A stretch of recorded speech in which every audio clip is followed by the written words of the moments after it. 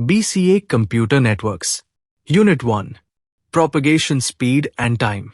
क्या आपको भी लगता है कि आपका चमचमाता हुआ 1 Gbps फाइबर इंटरनेट वाकई रोशनी की रफ्तार पर चलता है? कंपनियां हमें स्पीड के नाम पर सिर्फ आधा सच बताती है। आज हम इंटरनेट के पीछे के उस छुपे हुए विज्ञान को डिकोड करेंगे जो आपके इंटरनेट वाले भैया भी आपसे छुपाते हैं। इंटरनेट के इस खेल को समझने के लिए हमें किसी भारी भरकम कोडिंग की जरूरत नहीं है। हमें बस नेटवर्क के 3 सबसे बड़े स्तंभों को समझना होगा: थ्रूपुट, प्रोपोगेशन स्पीड और प्रोपोगेशन टाइम। चलिए इन्हें एक मजेदार ट्रेन के सफर से समझते हैं। पहला पिलर है थ्रूपुट।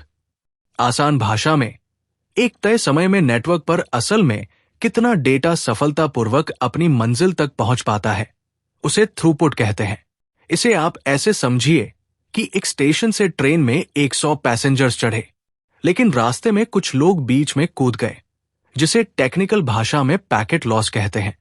आखिर में अगले स्टेशन पर सिर्फ 90 पैसेंजर्स ही सही सलामत पहुंचे। तो यहां थ्रूपुट 100 नहीं, बल्कि वो 90 पैसेंजर्स हैं जो एक तय समय में सफलतापूर्वक अपनी मंजिल तक पहुंच गए। इंटरनेट पर भी जब आप कोई फाइल डाउनलोड या अपलोड करते हैं, तो रास्ते में बिना किसी नुकसान के जो एक्चुअल डेटा सही सलामत रिसीवर तक पहुंचता है, वही उसका थ्रूपुट होता है। दूसरा पिलर प्रोपगेशन स्पीड। आसान शब्दों में, कोई सिग्नल या डेटा अपने माध्यम यानी मीडियम जैसे कॉपर वायर, फाइबर केबल या हवा के अंदर किस रफ्तार यानी फिजिकल स्पीड से दौड़ता है, उसे प्रोपोगेशन स्पीड कहते हैं। ये डिस्टेंस और टाइम का रेशियो है कि डेटा को एक पॉइंट से दूसरे पॉइंट तक पहुंचने में कितना टाइम लगा।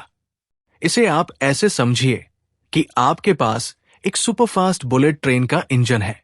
अगर इसे बिल्कुल सीधे और खाली मैदान में दौड़ाया जाए, तो ये अपनी पूरी टॉप स्पीड से भागेगा।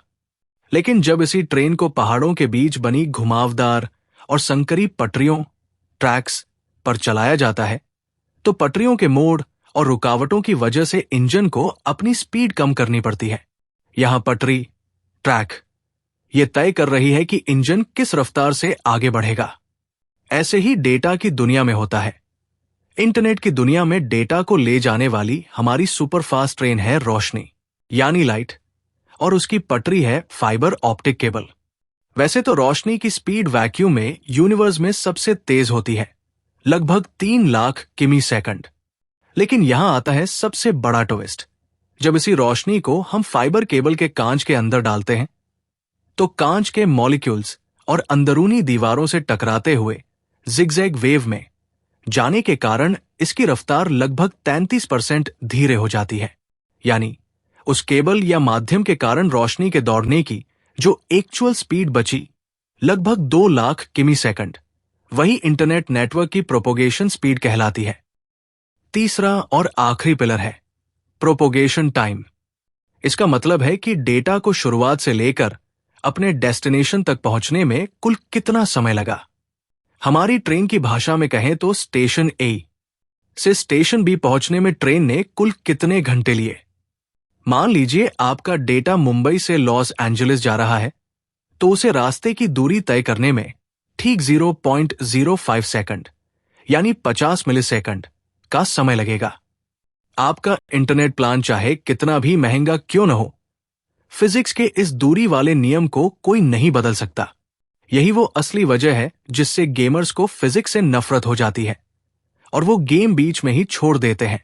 जब आप कोई गेम खेलते हैं, तो आपके द्वारा फायर की गई गोली का डेटा बहुत छोटा होता है, उसे नेटवर्क में भेजने में समय नहीं लगता। लेकिन अगर गेम का सर्वर अमेरिका में है और आप इंडिया में, तो वो 0.05 सेकंड का प्रोपोगेशन टाइम आपके सिग्नल को देरी से पहुंचाएगा। यानी सर्वर तक खबर पहुंचने से पहले ही आप गेम में मारे जा चुके होंगे। एक जीबीपीएस का प्लान लेने से सिर्फ ट्रेन बड़ी होगी, ट्रैक छोटा नहीं होगा। सोचिए ये नियम कितने खतरनाक हो सकते हैं। चलिए चलते हैं सीधे मंगल ग्रह यानी मार्स पर।